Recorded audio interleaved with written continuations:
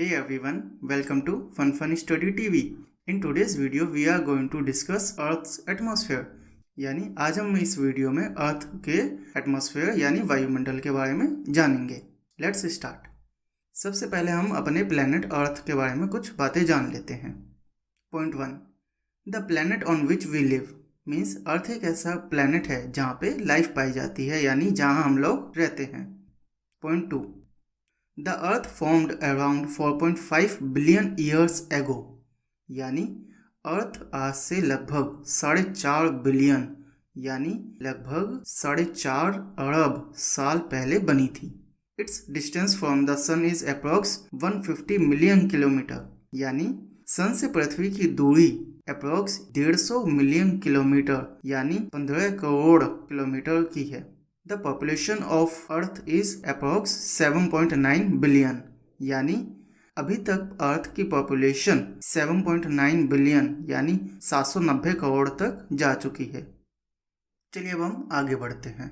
The blanket of air surrounding the Earth is known as the atmosphere यानी अर्थ को चारों तरफ से एक हवा की चादर ने ढका हुआ है जिसे हम एटमॉस्फेयर यानी वायुमंडल भी कहते हैं.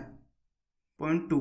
The atmosphere of Earth, commonly known as air, is the layer of gases retained by Earth's gravity that surrounds the planet and forms its planetary atmosphere. यानी जो अर्थ का एटमॉस्फेयर है जिसे हम एयर भी कहते हैं, इसके अंदर अलग अलग हवा की लेयर्स पाई जाती हैं जो अर्थ की ग्रेविटी की वजह से टिकी हुई है यानी अर्थ की ग्रेविटी उसे बांधे रखे हुए है और अर्थ के वायुमंडल को बना के रखती है. Point 3. Earth's atmosphere is composed of about 78% nitrogen, 21% oxygen, 0.9% argon and 0.1% other gases.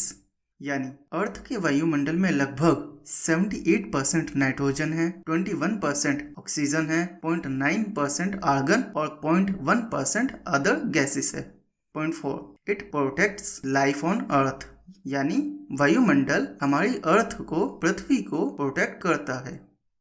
चलिए अब हम आगे जाते हैं.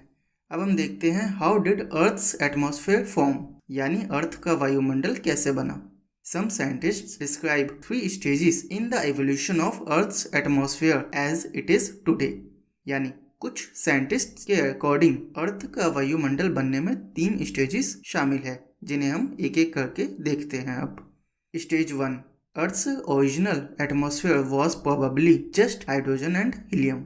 यानी पृथ्वी के सबसे पहले वायुमंडल जो कि बहुत कम टाइम तक था वो हाइड्रोजन और हीलियम से बना हुआ था. They were very warm. These molecules of gas moved so fast they escaped Earth's gravity and eventually all drifted off into space. यानी ये मॉलिक्यूल्स बहुत तेजी से मूव करते थे और जब ये हीट पकड़ लेते थे यानी गर्म हो जाते थे तो और भी तेजी से मूव करने लगते थे जिसकी वजह से अर्थ की ग्रेविटी इन्हें रोक नहीं पाई और ये स्पेस में चले गए. अब हम देखते हैं second stage of atmosphere. There were lots of volcanoes, many more than today, because Earth's crust was still forming. Means उस समय बहुत से वोल्केनो थे यहाँ तक कि जितने अब है उससे भी बहुत ज्यादा क्योंकि उस समय अर्थ की क्रस्ट बन हुई थी. The volcanoes released steam, carbon dioxide and ammonia means there was carbon dioxide, ammonia and nitrogen also but not enough oxygen in atmosphere.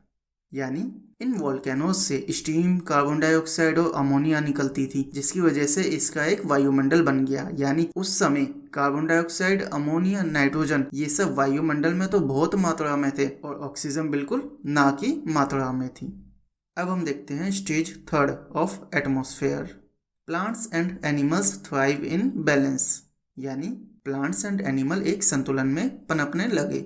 Plants take in carbon dioxide and give off oxygen. Animals take in oxygen and give off carbon dioxide. यानी जैसा कि हमें पता है plants carbon dioxide लेते थे and oxygen छोड़ते थे और एनिमल्स ऑक्सीजन लेते हैं और कार्बन डाइऑक्साइड छोड़ते थे. Burning stuff also gives off carbon dioxide यानी सामान जलाने से भी कार्बन डाइऑक्साइड निकलती है. चलिए अब हम आगे जाते हैं.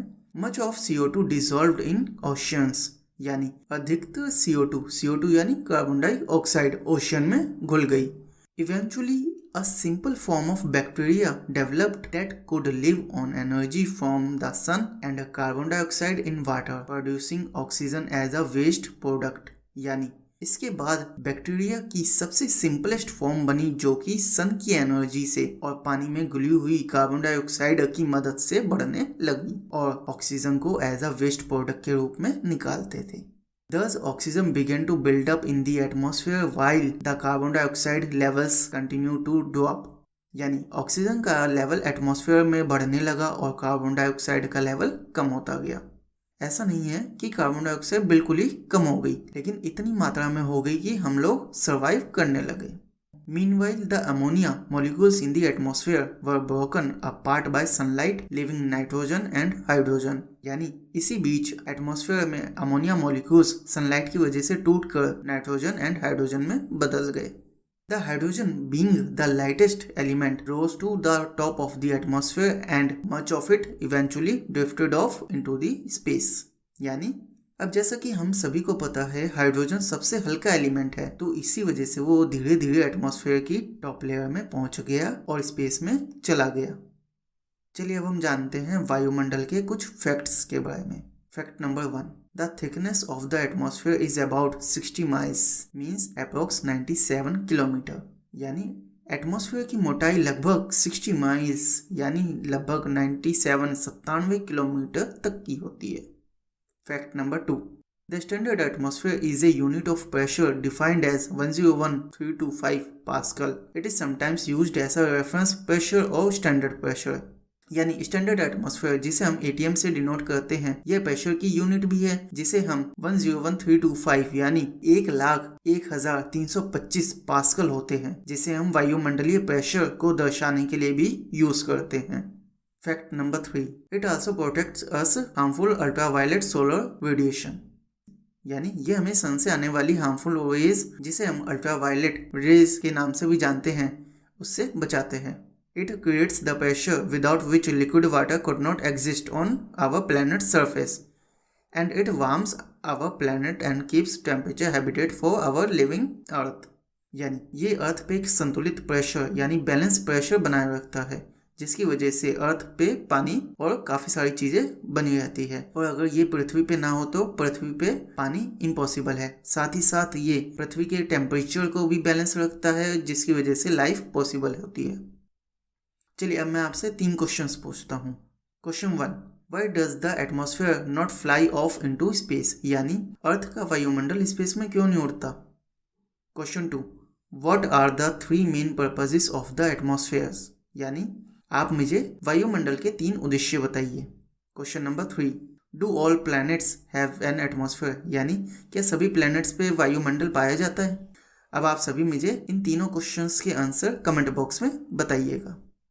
चलिए अब हम देखते हैं अर्थ के वायुमंडल में कितनी लेयर्स होती है।